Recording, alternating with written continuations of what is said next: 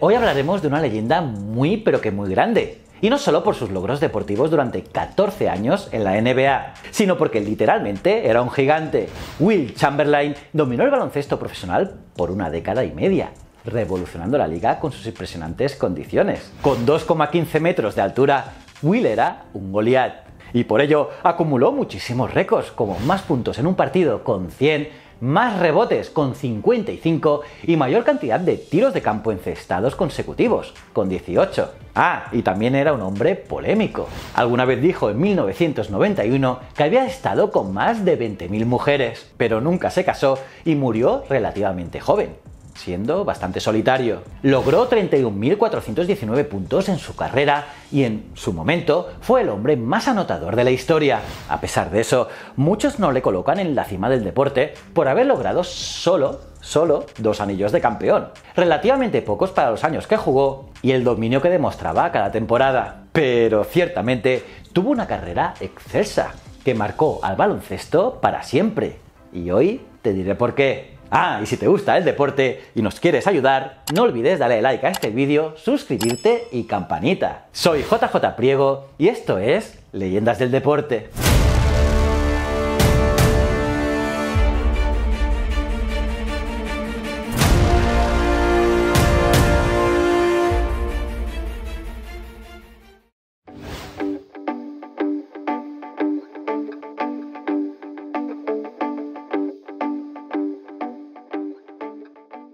William Chamberlain y Olivia Ruth Wilson tuvieron a Wilton en 1936 en Filadelfia.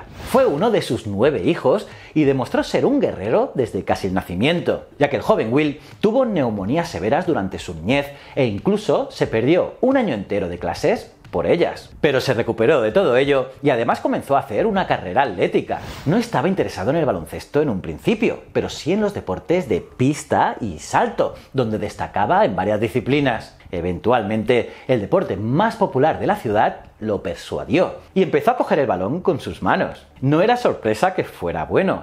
Y es que a los 10 años, Will medía ya 1,83 metros y cuando entró en la secundaria ya tenía más de 2,10 metros de altura. Vamos, como yo. En parte, sus condiciones atléticas combinadas a su portento físico le hicieron revolucionar el juego del baloncesto y sobre todo su posición de pívot. En las Panteras de Overbrook, su equipo colegial ya promediaba 31 puntos por partido, lo que le hizo llevar a los suyos al título de la Liga Pública de Filadelfia en 3 ocasiones seguidas. Cuando no estaba en la escuela o anotando puntos, trabajaba para ayudar a su familia, siendo por ejemplo botones de un hotel llamado Kutcher's. Y curiosamente en ese hotel, el entrenador de los Boston Celtics, Red Auerbach, le conoció allí y le puso a jugar contra Bev Born, el jugador más destacado de la liga universitaria en 1953, en un duelo 1 contra 1. Pues bien, Chamberlain le dio una paliza por 25-10 e incluso Born admite que aquello le desanimó a seguir jugando al básquet. Y es que un crío gigante del colegio lo había humillado.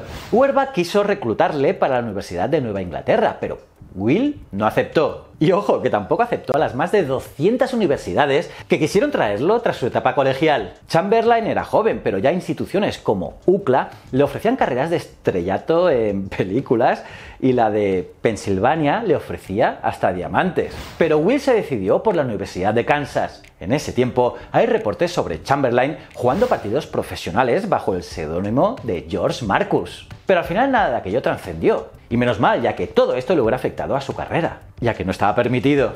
Pues bien, Will fue a Kansas en buena parte porque admiraba a Phog Allen, quien jugó en la NBA y era el entrenador del equipo universitario. Pero apenas tras una temporada, Allen se retiró y su sucesor, Dick Harp, no tuvo una buena relación con el joven gigante. Sin embargo, en 1956, Chamberlain debutó haciendo 52 puntos y 31 rebotes. Compañeros y rivales se asombraron de su capacidad atlética para correr todo el partido con esa altura, ganar balones en el aire y clavarla sin dificultad y con mucha fuerza. Por cierto, también siguió practicando otros deportes de atletismo y corrió los 100 metros lisos en, ojo, 10,9 segundos. Y también destacando en lanzamiento de peso, triple salto y salto de altura. Vamos, como ves, era todo un superatleta. Y bueno, en esa época el deporte estaba tratando de alejarse de la segregación racial Y Will vivió momentos terribles, como en 1957, cuando tuvieron que jugar en Dallas contra un equipo de jugadores blancos y solo pudieron terminar 2 cuartos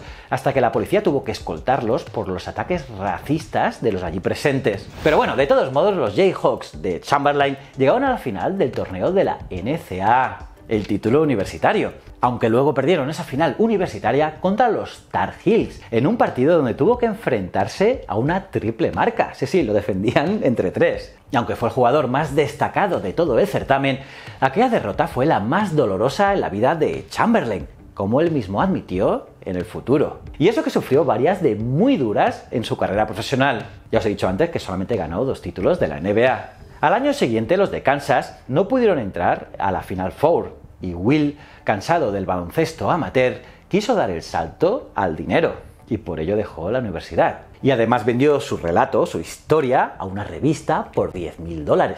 Exactamente a la revista Look, una suma de dinero que muchos de los jugadores de la NBA no ganaban por temporada. Está claro que ya era una estrella, pero en ese tiempo la NBA no aceptaba jugadores que no se hubieran graduado. Y por ello, Chamberlain comenzó su carrera con un equipo profesional, pero de exhibición. Estoy hablando de los famosísimos Globetrotters de Harlem, que le pagaron $50.000 en 1959. Como curiosidad decirte que con ellos viajó por una gira en la Unión Soviética que hizo historia. Y claro, se convirtió en una leyenda del mítico equipo. Y es que su número 13 incluso fue retirado en el 2000 tras su fallecimiento. Pues bien, tras un año divirtiéndose con ellos, en 1959 firmó con los guerreros de Filadelfia, los Philadelphia Warriors. Y ojo, que en su año de debut ya era el mejor pagado de toda la liga. Brutal. Y es que en su primer encuentro ya dejó claro que había llegado un gigante a la NBA, ya que anotó, ojo, 43 puntos y cogió 28 rebotes. Sí, eso lo hizo en su primer partido en la NBA y lo hizo contra los Knicks de Nueva York. Es absolutamente increíble que en su primer partido va y hace un doble-doble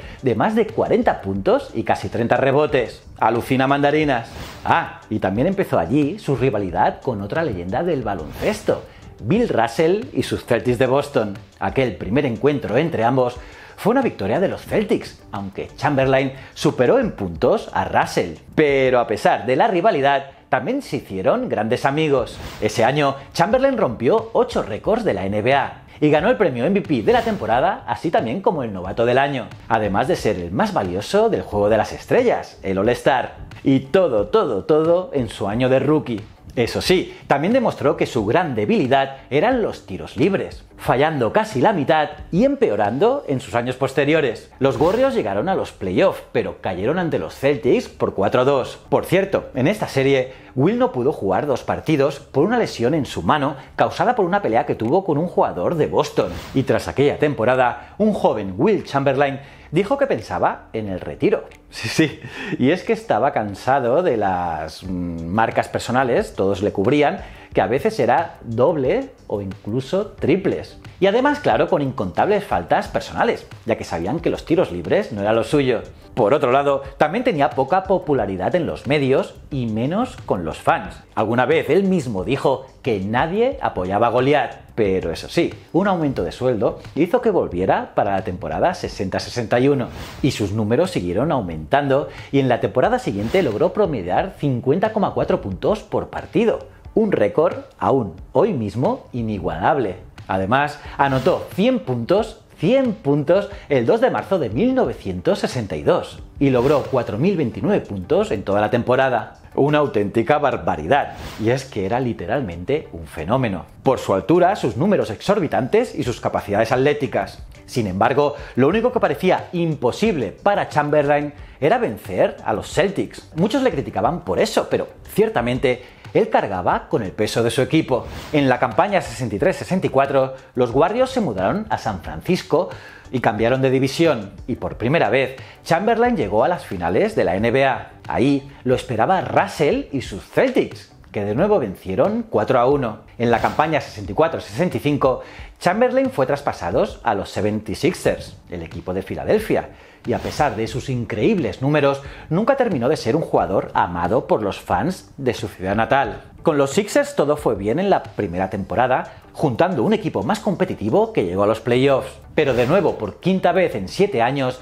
Chamberlain sucumbió ante Boston. Y fue en ese momento, según el propio Will, que empezó a escuchar el calificativo perdedor entre la gente. Sí, le llamaban perdedor, pero no por eso él se detuvo. En la temporada siguiente, aunque ganó su segundo MVP, de nuevo perdió ante los todopoderosos Celtics. Y esta vez, Chamberlain fue criticado por sus compañeros y entrenadores duramente. Siempre rendía en la cancha, pero su actitud era cada vez menos competitiva y profesional, ya que se saltaba los entrenamientos y le calificaron de egoísta y ser un mal ejemplo. Un año después, los Sixers cambiaron de directiva y el nuevo dueño apretó los tornillos del equipo. Chamberlain mejoró su actitud y ganó su tercer premio al más valioso, pero además empezó a ganarse el cariño de sus compañeros. Por ejemplo, invitaba a cenar a todos varias veces. Vamos, ya veis, era otro. Y entonces, por primera vez, Chamberlain venció a Boston en los playoffs. Y así terminó el reinado de 8 años de los Celtics. Y además, los Sixers ganaron el campeonato en 6 juegos finales contra los Warriors de San Francisco, su ex equipo. Fue una temporada pletórica para Chamberlain. Pero como su carrera fue un largo sub y baja, en los años siguientes o los años posteriores, Chamberlain perdió 3 series seguidas. Además, todas en el 7º partido. Y la primera fue en su última campaña con los 76ers, ya que en la temporada 68-69 fue traspasado a los Lakers de Los Ángeles y perdieron de nuevo contra los Celtics. Y en la siguiente también perdieron contra los Knicks de Nueva York, ambas veces en la final. En 1971, los que ganaron a los Lakers fueron los Bucks de Milwaukee, liderados por el legendario Lew Alcindor, mejor conocido como Kareem Abdul-Jabbar, que tenía 10 años menos que Will y estaba mucho más en forma. Por cierto, de Jabbar seguro que haremos un vídeo aquí.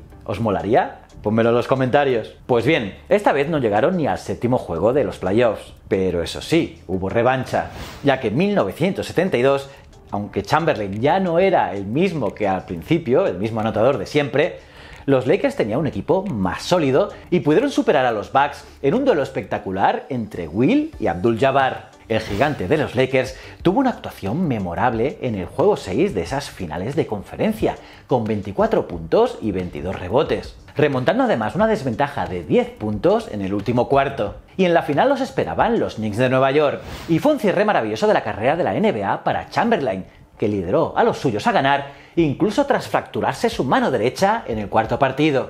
Fue el MVP, el más valioso de aquellas finales, y dominó de nuevo el juego como lo hacía antes. Pero lamentablemente no se iría de la liga sin una decepción más, ya que volvieron a llegar a las finales la temporada siguiente, solo que esta vez los Knicks ganaron 4-1.